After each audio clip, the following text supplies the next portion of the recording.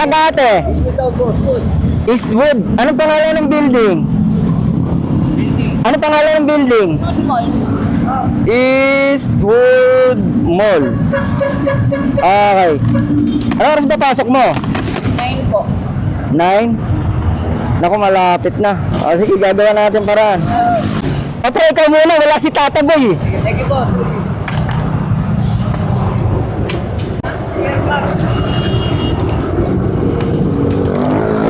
Wala yung tagatawag ko, kaya siya muna binayaran ko eh.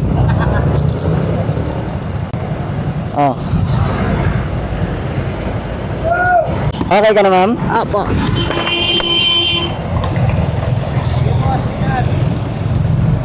Ano po name ng ano nyo? Eto. Eto, ma'am.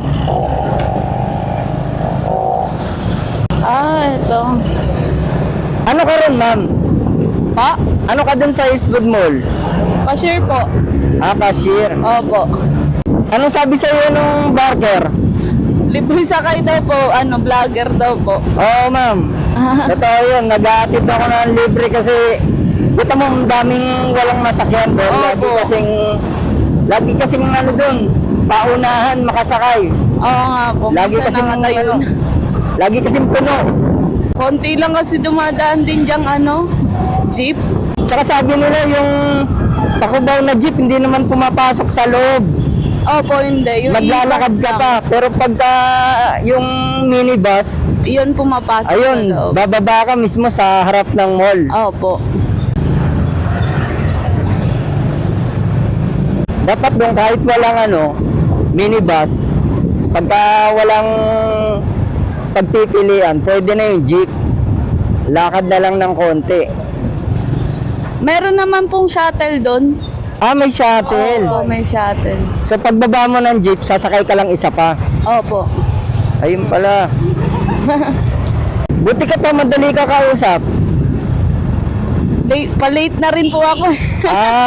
Kasi late ka na. Opo, ilang oras, ilang minuto na lang eh. Yung iba kasi pagka inaalok ng barker ko, ayaw eh.